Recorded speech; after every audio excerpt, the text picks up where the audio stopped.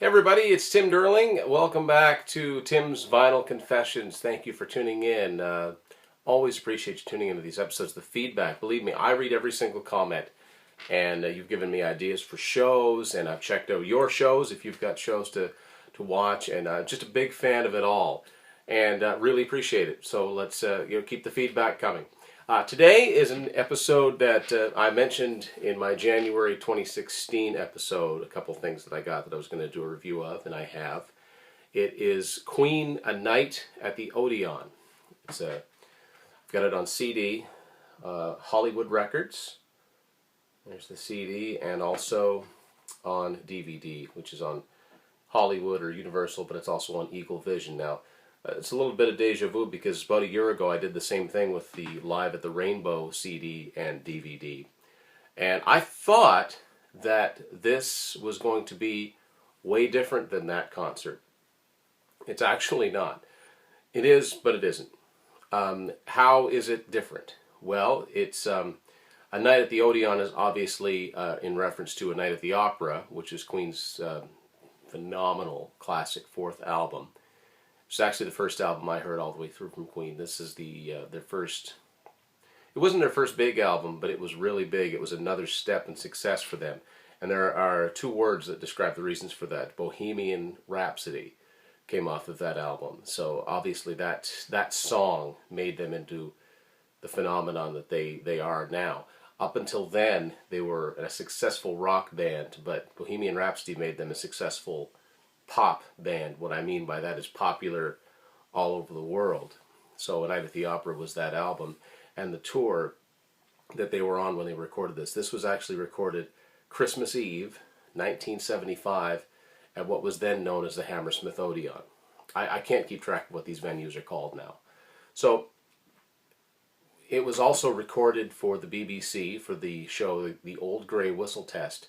It's a funny sounding name if you've never heard it before, but in the 1970s in England, it was one of the few ways that people could see rock bands on television, was this Old Grey Whistle Test, which would feature live performances and interviews and all kinds of things with a guy named Whispering Bob Harris. He has this very, very soft voice. He talks all about hard rock and heavy metal bands, even with this voice. It's kind of amusing. And Whispering Bob introduces the band on here. He also does, on the DVD, there's an extra feature where he talks to Brian May and Roger Taylor about their memories of that show. But this was filmed specifically for the BBC, for the Old Grey Whistle Test. And I'm going to guess most of you watching this, if you're still watching this particular video, or even if you're not, you're no doubt familiar with the footage of the group from the Bohemian Rhapsody video. Doesn't matter if it's the Wayne's World version or not. It looks very much like this concert. So if you see Freddie with his white outfit on here, it's the Bohemian Rhapsody video shoot. This is where that video, I'm pretty sure this is where that video was shot. Or it was at least the same stage. They shot it on that same stage, and there's some footage that looks very, very similar. Now, here's what's funny about this. You would think that this is the Night at the Opera tour. I would have thought that the set list would be just full of songs from A Night at the Opera. But it's not. It isn't. As a matter of fact, it's pretty much the same set list, the same base of a set list that they did on the Sheer Heart Attack tour, which is already, I talked about in the Live at the Rainbow concert about a year ago that came out, which is great. I just thought there'd be more songs from the album they're obviously referencing, and all of the promotional material. See, that's the recreation of the Night at the Opera album cover. And here's what's really weird. Bohemian Rhapsody is a song that, it's almost so ubiquitous I don't even need to talk about it. They don't even do it all on here, and it's just part of a medley.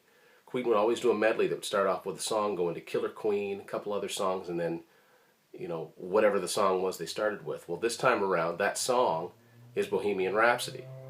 They don't do the opera section. They hadn't figured out how to play that back, leave the stage, let the smoke and the dry ice take care of it, then come back on the stage for the heavy part. They don't do that. It's so strange to me to hear. You would think it's like they got to play that live, but that song was such an untamable beast, if you like, that they hadn't quite, as brilliant as these guys are, they hadn't quite found a way to do it yet. It's amazing to me that on the Night at the Opera tour, at least at this stage of it, because the album I think had been out for a couple of months, They only did one song from it, and then it was incomplete, unless you count God Save the Queen at the end, which is the version that they rearranged and put on the end of Night at the Opera. But they had been doing that previously. They had already been doing that. So You're My Best Friend isn't on here. Death on Two Legs isn't on here. 39 isn't on here. It's weird to me. It's almost like if I want to see that set list, as good as this show is, because of course it's a good show, and it was produced for television, it was like professionally filmed, so it sounds great, the band looks great. I'd still like the Live at the Rainbow to hear, White Queen, Ogre Battle, Keep Yourself Alive, Liar, all those songs are there as well.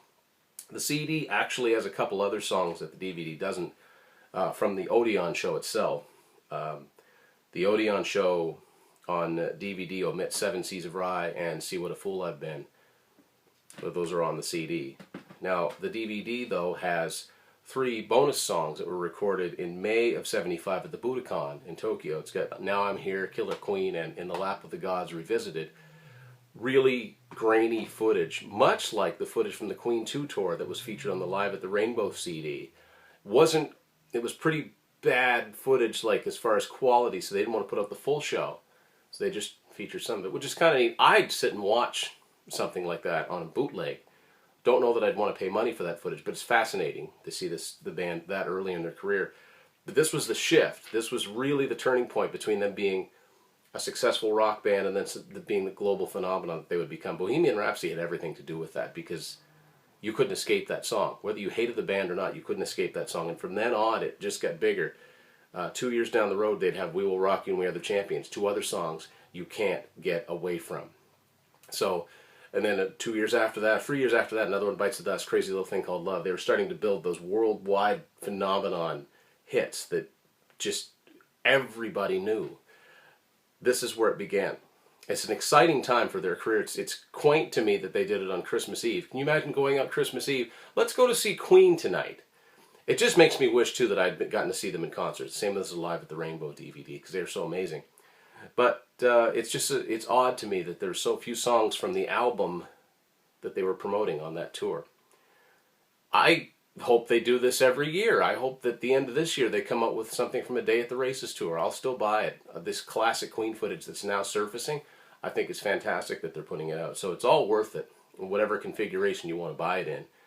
Definitely worth the money. I'm just a little bit surprised. So if you're a big fan of Night at the Opera album like I am, you might have to wait one more tour performance before you hear a lot of that material in a live context. It's really interesting to me, because a lot of these bands, like bands now, bands that have been around for a long time, if they put out a new album, they might not play any more than one song from it. You kind of expect that now. It's about playing the hits. This is a band that didn't have that many hits at this point. You'd think that they'd be proud of their new album and want to play it live, but maybe it was unrehearsed. Also, this is not a complete concert. Because it was recorded for TV, they had to keep it to about an hour. So maybe there were a few others. I think that Roger and Brian might allude to that in there. And there is an interview on the DVD with Bob Harris, with Brian and Roger, talking their memories of the concert and doing the concert, and a lot of talk about how, Freddie, how great a piano player Freddie was. And so, Queen fans, it's kind of a given. Do yourself a favor. However you purchase A Night at the Odeon, I would recommend buying it. So it's another Queen concert review from the archives, brought to us so that we can purchase in the here and now. Thanks for watching another edition of Tim's Final Confessions.